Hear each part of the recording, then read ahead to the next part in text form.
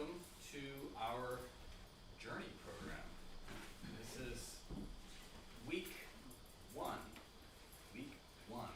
A 7-week program called Shift. And the idea here is, well, it is about the story of Jacob. Jacob is our main character here, and you can kind of figure this picture is from the famous Jacob and Esau story where Jacob wants to buy Esau's birthright for the porridge. But the series starts earlier than that. It starts with Rebekah, and Rebekah, as you may recall, Jacob and Esau's mom. This is the moment where she's got the pitchers of water to feed all of the servants' camels, and it's just lots and lots and lots of pails of water to do that. And so she's the lovely mother, and this story starts with Jacob and Esau in the womb of Rebekah. When we have the reading for today, the big money phrase here that they're focusing on is, if all is well, why am I like this? Another translation is, if all is well, why do I feel this way? That's the question before us. Why does she feel like this? Why does Rebekah feel like this? And Feel what? well, that's the thing. She doesn't feel good. So you can, she doesn't feel good. Now you can say, well, hey, she's pregnant with twins. You know, on a natural level, it's easy to say she's not feeling good because, well, she's got maybe labor pains, or pregnancies can not be fun. But suffice it to say, for the moment, she doesn't feel good. She's not happy. She's like, why am I not feeling good? And while we can find natural reasons for it, what's the spiritual reason why she doesn't feel good? And for me, to answer a question of why she doesn't feel good, it would be, well, a doctrinal deep dive. Who is Rebekah? What's her position in this? Where does she sit symbolically in the writings? Who is she and what's she about? For me, I see that she sits within a basic trinity, because we have the Abraham, Isaac, Jacob trinity. She is Isaac's wife, so probably should have put Abraham and Sarah, Isaac, Rebekah there together. We have other trinities: Saul, David, Solomon, Father, Son, Holy Spirit, and we have what the writings say these trinities are about, which is end. Well, we don't use end in that way these days so much. It's about a purpose. What is the cause? So the means. How do you get this effect to happen? That's what these trinities are all about. So as you can see, if we collapse this table a bit, that Rebekah is going to fit into this means category. She is part of the means that's going to create an effect. What is it that's supposed to be going on here? Well, Abraham has this call, right? You are to be the chosen people. So there's your purpose. You're going to be the chosen people. You're going to outnumber the stars and the grains of sand. That is your purpose. How do you get there? You're going to need a rational mind to get there. And then you're going to have the effect. It's going to be a natural mind. You're going to have a complete, top to bottom, spiritually oriented mind, because you're going to have that rational and the natural working together. So then, all right, if that's the setup, why is it that Rebekah feels bad? Why does she feel bad? I think this is an appropriate time to take a look at our reading for today and get a better grounding in this. They call this week Shift of Awareness, and that's what this why do I feel this way is. It's an awareness for her. So let's take a look. Genesis chapter 25. This is the genealogy of Isaac, Abraham's son. Abraham begot Isaac. Isaac was 40 years old when he took Rebekah as wife, the daughter of Bethuel, the Syrian of Paddan Haran, the sister of Laban the Syrian. Now Isaac pleaded with the Lord for his wife, because she was barren, and the Lord granted his plea, and Rebekah, his wife, conceived. But the children struggled within her, and she said, "If all is well, why am I like this?" So she does the right thing. She went and inquired of the Lord. And the Lord said to her, "Two nations are in your womb. Two people shall be separated from your body. One people shall be stronger than the other, and the older shall serve the younger." So when her days were fulfilled for her to give birth, indeed there were twins in her womb. The first came out red. He was like a hairy garment all over. So they called his name Esau. Afterwards his brother came out, and his hand took hold of Esau's heel. So his name was called Jacob. Isaac was 60 years old when she bore them.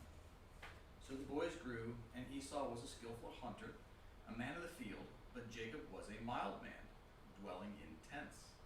And Isaac loved Esau because he ate of his game, but Rebekah loved Jacob. Children struggled within her. She was like, well, this is what we wanted, right? This is what we wanted. We wanted children. Children are struggling within me. Why do I feel this way? Shouldn't I feel good? So, what's going on here? I think it's useful for us to think about what the purpose is. If we take it away from being just a celestial person, it's happiness, right? Isn't that kind of the goal? It's just real, true happiness.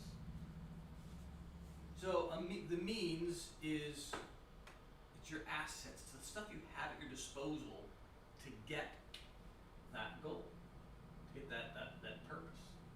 So what is the goal in a situation like this? If I say, all right, you want to be happy, you're going to use what assets to get there?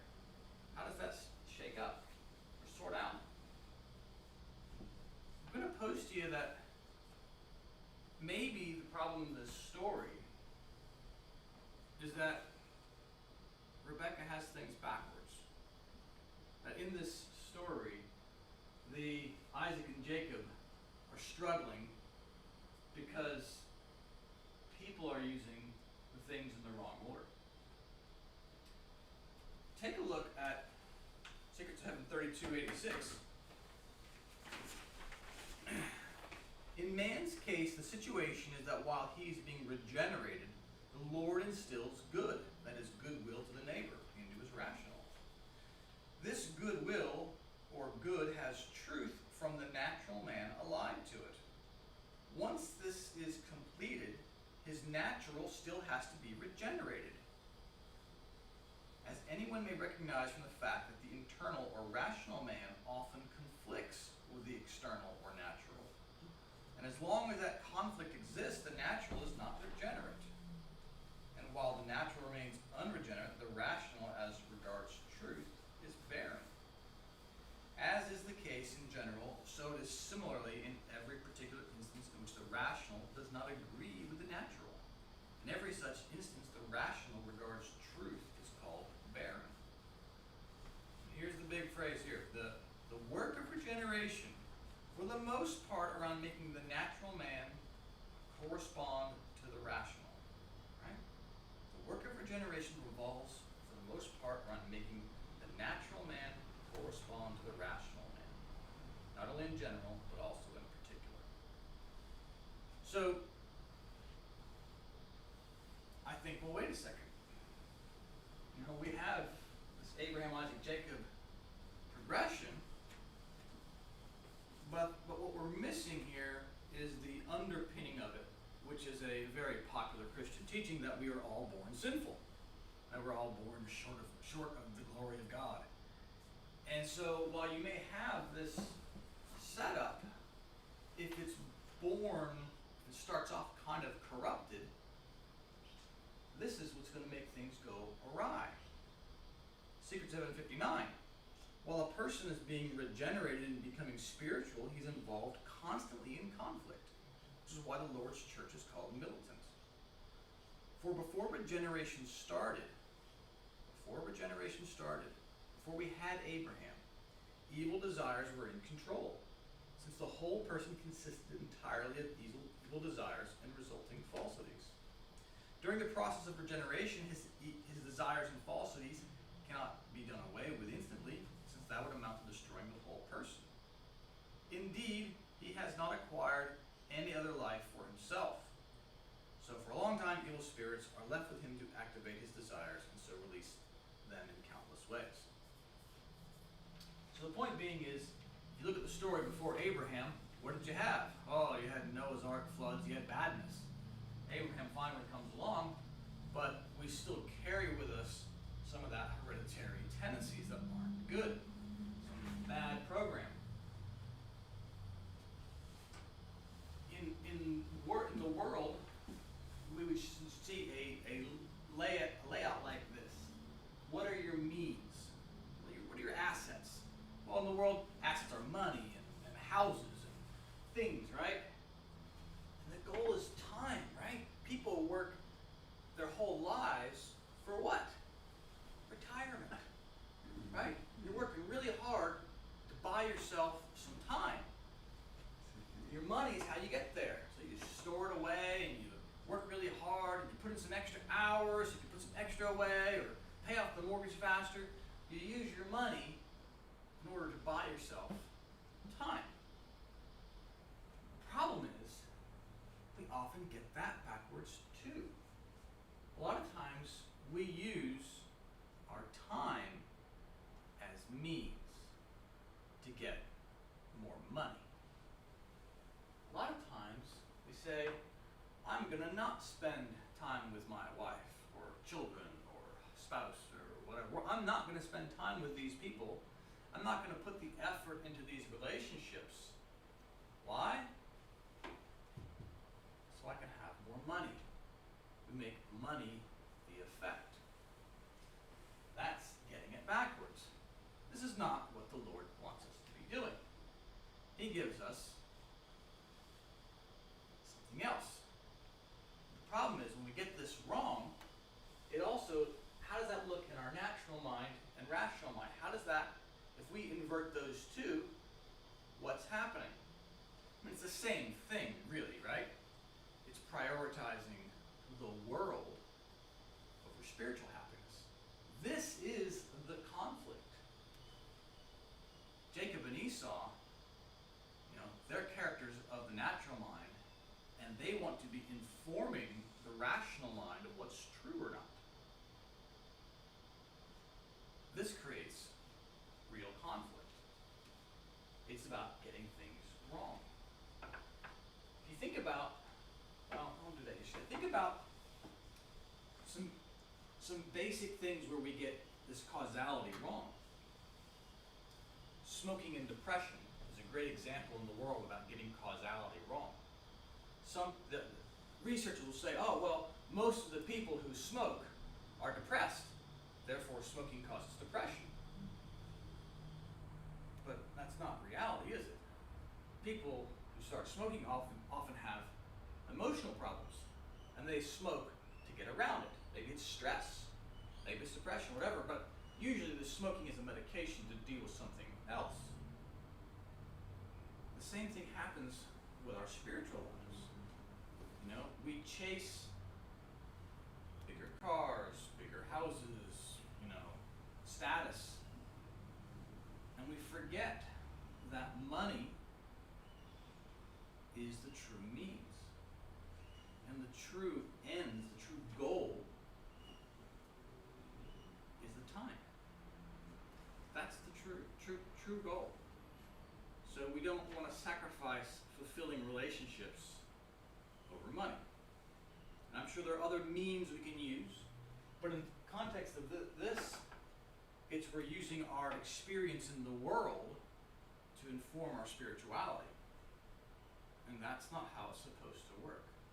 The whole story about Rebekah and the camels, feeding, giving all the water, it is this dynamic where truths, the water, is being pulled up out of the well, given but to the natural mind, so the rational mind.